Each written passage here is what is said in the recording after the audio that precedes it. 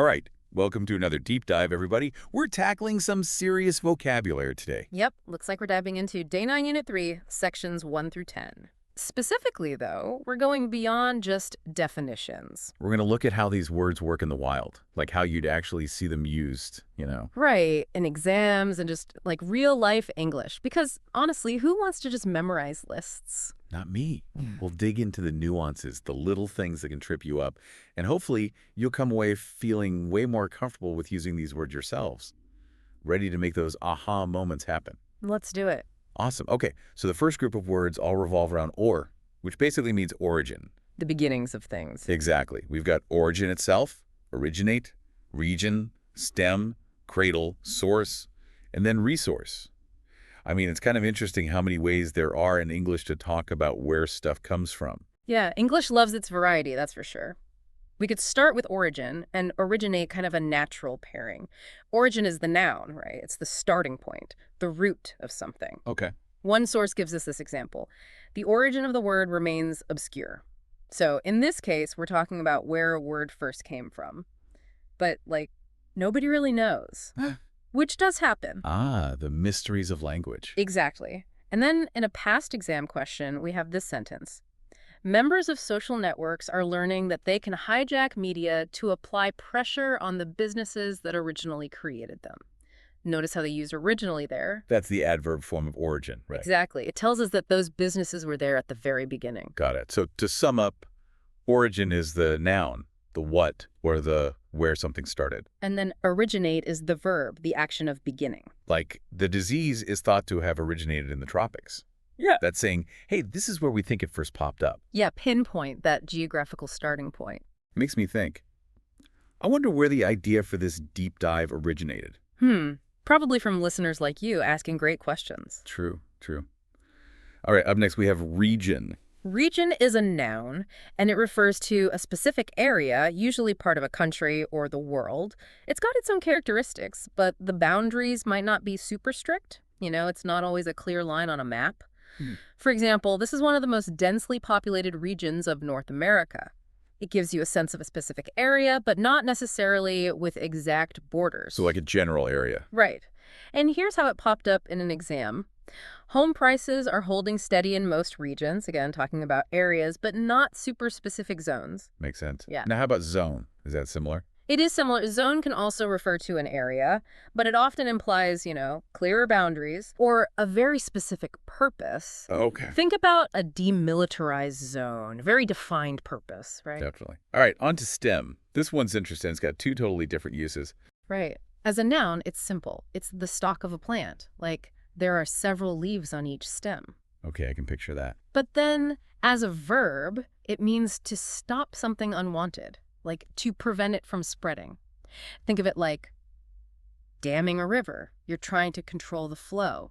Interesting. So you could say trying to stem the spread of rumors. Exactly. And that usage, the verb form of stem, is super common in academic writing. It shows you're being precise with your language. Okay, good to know. Oh, and there's the phrasal verb stem from. It essentially means to originate from. Oh yeah, stem from. I've seen that one. Right. And it can get a little tricky because it often describes more abstract things like some growth stems from a commitment by governments and far-sighted businesses to fund cleaner energy sources.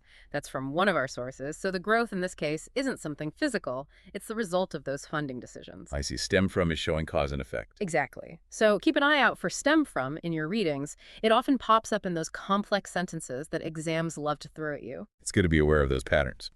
Okay, up next is cradle. Cradle. Another word with noun and verb forms. As a noun, think of a baby's bed, that classic image. But then we can also use it to talk about where something important began. Okay. Like literally, the baby is crying in the cradle. Yep. Easy peasy. But then figuratively, we say things like, Mesopotamia is often considered the cradle of civilization. So it's like the birthplace of something. Exactly. And then cradle as a verb means to hold something gently and protectively. Oh, like a mom cradling a baby. Exactly. She sat with the child cradled against her. Very tender, very caring. I like that image. Okay, next we have source. It kind of feels similar to origin, but maybe a bit broader. You're on the right track. Think about it like this. Source is where something comes from, where you get it. But it doesn't always have to be the absolute starting point. I see. For example, tourism is a major source of revenue for the area. That doesn't mean tourism created money, right? But it's where that revenue is coming from. And this exam sentence is another good example. In many parts of the world, renewable energy is already a principal energy source. It's talking about where we get that energy. Okay, that makes sense. So origin is more about the absolute beginning, and source can be where something is obtained, even if it's not the ultimate starting point. Exactly. Think about doing research for a paper. You might have one main idea that's the origin of your research, but then you go and find information from all sorts of different sources. Books, websites, interviews. All right, you're drawing on those sources to build your argument. That's a great analogy. Okay, the last word in this first group is resource. I feel like this is a pretty common one. It is. It's basically anything you can use to achieve something. It could be money, materials, information, even people skills. Like in that example, the website is an invaluable educational resource. Right. It's a tool that can help you learn. And then there's this exam sentence that talks about a government with finite resources having to make tough choices. It shows how important it is to manage your resources carefully. Exactly. And resource even has a verb form, meaning to provide with resources, though you don't see it as often. Good to know it exists, though. Definitely. All right, so to quickly recap this first group, origin and originate are all about beginnings. Region is a specific area. Stem can mean to stop something, or as stem from, to originate from. Cradle is like a nurturing starting point. Source is where you obtain something. And resource is something useful you can draw on. Wow. It's a lot to remember. It is. But seeing how they connect, how they relate to each other. It actually does make it easier. It does. All right, let's switch gears to die, which basically means unprocessed. We've got raw and crude here. Both kind of give the idea of something being not finished or refined, but I feel like there are some subtle differences. There definitely are, and those subtle differences can really trip students up on exams. So let's break them down. Okay, so raw generally just means something is in its natural state, not cooked or refined. Like sushi. Exactly, or think of the tigers were fed raw chicken bones. Kind of a gruesome image, but you get the idea. Yeah, no cooking involved. And you can also have raw materials, like unprocessed wood. Right. And then, figuratively, you can talk about someone having raw talent. It means they have potential, but it's not developed yet. Ah, like someone who's new to an instrument, but you can tell they've got something special. Exactly. Now, with crude, it also means unprocessed, like in the sentence about crude oil.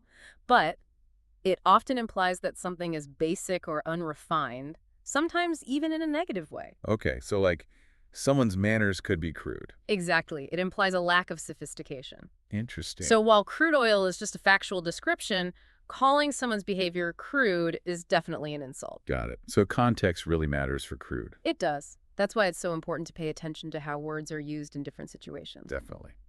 Okay, next up is HOR, nutrition. We've got nutrition itself, nutrient, and then nurture. This makes me think of healthy eating. It does. And I know a lot of students get confused between nutrition and nutrient. They seem so similar. Yeah, how are they different? Think of it this way. Nutrition is the bigger picture. It's the entire process of how your body uses food. Like the science behind it. Exactly. Like in this sentence, nutrition information is now provided on the back of most food products. It's telling you about the nutritional content overall. Okay. And what about nutrient? A nutrient is a specific substance in food that your body needs. It's one of the building blocks of good nutrition. So nutrients are the things that make up nutrition. Exactly. Okay, I think I'm starting to get it. What about nurture? How does that fit in? Nurture means to care for something and help it grow. And that often involves providing good nutrition, like nurturing a child with healthy meals, or nurturing a plant by giving it water and sunlight. So nurture is the act of taking care of something. Exactly, and providing what it needs to thrive, including those essential nutrients. I like that. It ties everything together. It does. All right, ready for the next group? Hit me with it. It's rochin, which means routine and planning. Planning. We've got routine, agenda, schedule, and scheme. Lots of ways to organize our lives, right? It does seem like that, but I can see how they'd be easy to mix up. Definitely. Let's unpack them, starting with routine. It's a sequence of actions that you follow regularly, like a habit or a fixed program. Right. Think about make exercise a part of your daily routine. That implies you're doing it consistently. Yeah, like my morning routine coffee, then emails, then procrastinate. Hey, we all have our routines. And here's another example from an exam. Cargo aircraft, in contrast, might be easier to reschedule, as might routine military flights. The word routine in this context tells us that those flights are happening regularly, predictably. Okay, so routine is all about consistency. What about agenda? Agenda is a list of things to be discussed, often at a meeting. It can also be a broader plan of action. Like, we have a very full agenda of issues to discuss. That's a straightforward one. Right, but then it can also be a bit more strategic, like this exam sentence. And since these messages have an agenda to lure us to open our wallets, they make the very idea of happiness seem unreliable. So in this case, the agenda is a hidden motive. Oh, I see. It's not just a list of topics. There's a goal behind it. Exactly. It can be a bit manipulative. Interesting. Okay, so how is schedule different from agenda? Schedule is all about timing. It tells you when things are happening. Like a work schedule lays out what you need to do and when. Okay, so it's like a timetable. Right. And an exam sentence reminds us it is important that we schedule in time to enjoy the things we love. It's a reminder to make time for things that matter, to put them on our schedule. I like that. All right, now for scheme. This one feels a bit tricky. It can be. It can just mean a plan, like a business scheme.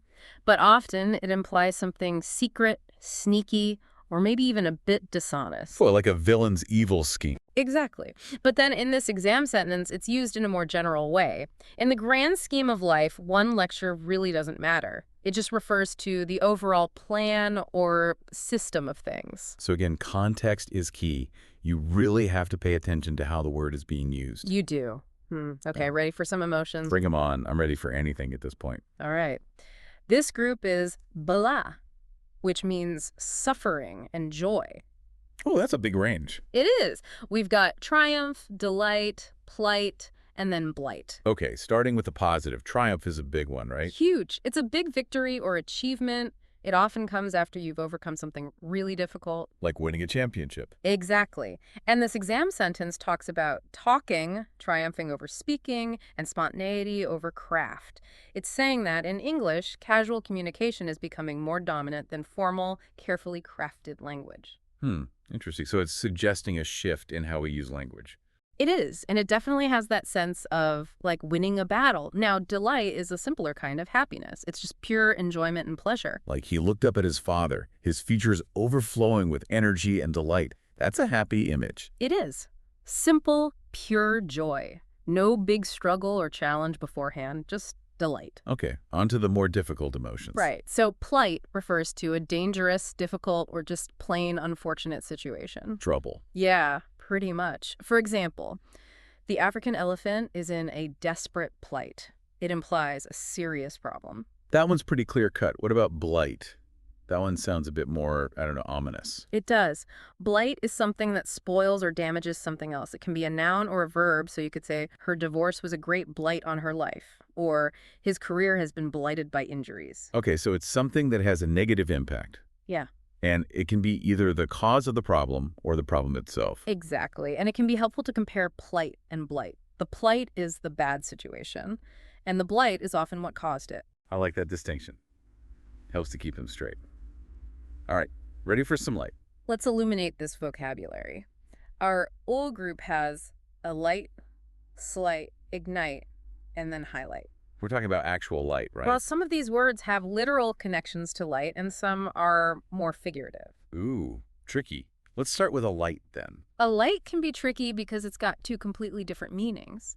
As an adjective, it means burning, like a cigarette set the dry grass alight, or her dress caught alight in the fire. Okay, very visual and a little bit scary, honestly. Yeah, fire can be dangerous. But then, as a verb, alight means to descend and settle, or to get off of something. What? So like a bird alighting on a branch. Exactly. Or she alighted from the train. Wow, two totally different meanings. I know, it's a weird one.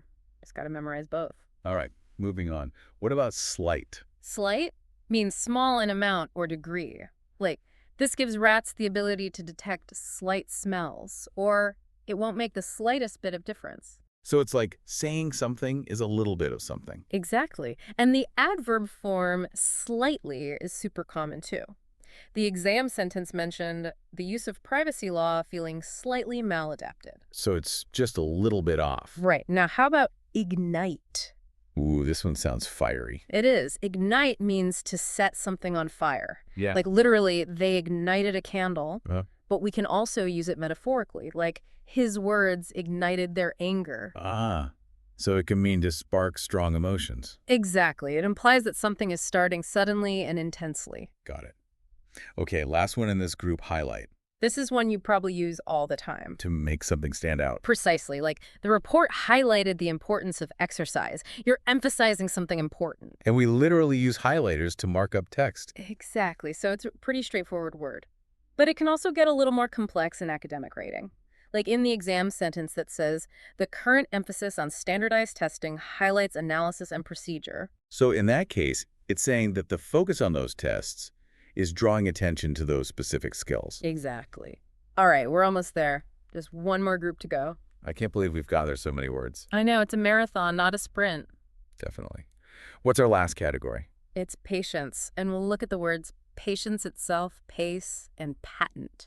Okay, so starting with patience, I feel like everyone needs more of that. True that. It's the ability to wait calmly, to deal with delays and difficulties without getting stressed out. Like when you're stuck in traffic. The worst. But yeah, that's when you need patience. Like in the sentence, I have run out of patience with her. Woof. Yeah, I feel that. And the exam sentence reminds us it gives us patience for ourselves and toward others. It's about being understanding.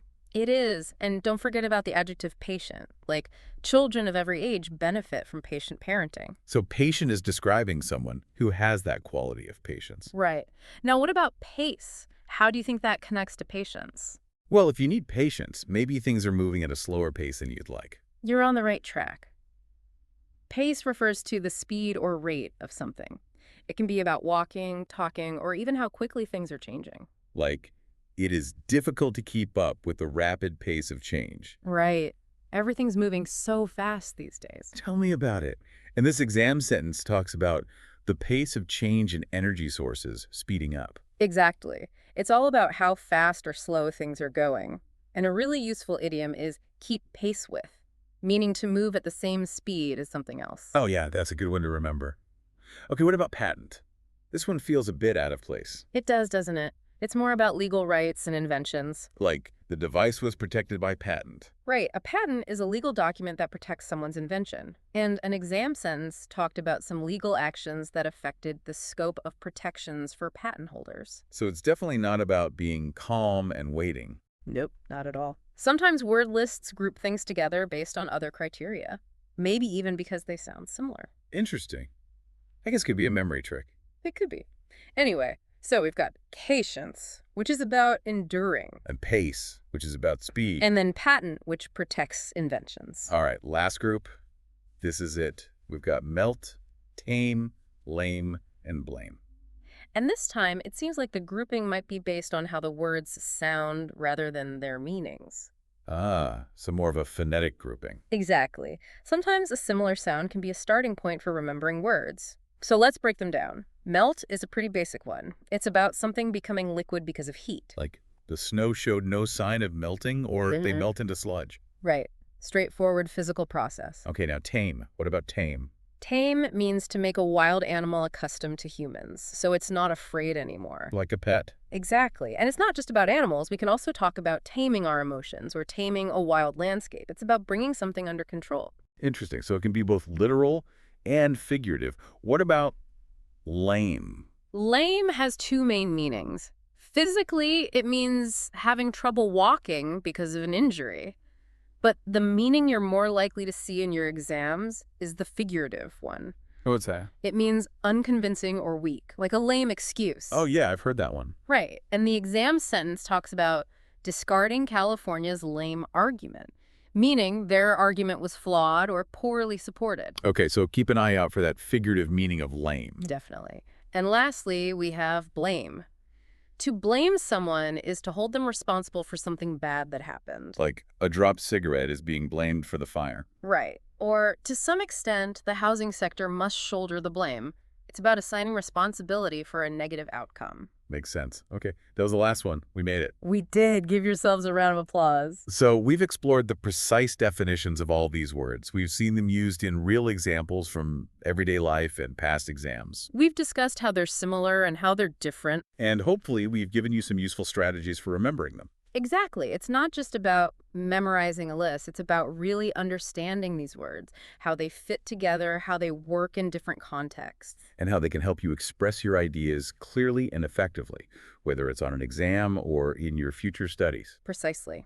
Now, here's something to think about as you continue your vocab journey. I like it. Lay it on us. How can understanding the origin of a problem help you stem its effects? Ooh, good one. Or how might recognizing the plight of others ignite in you a desire to help? These words aren't just isolated units. They're tools that can help you think critically and engage with the world around you.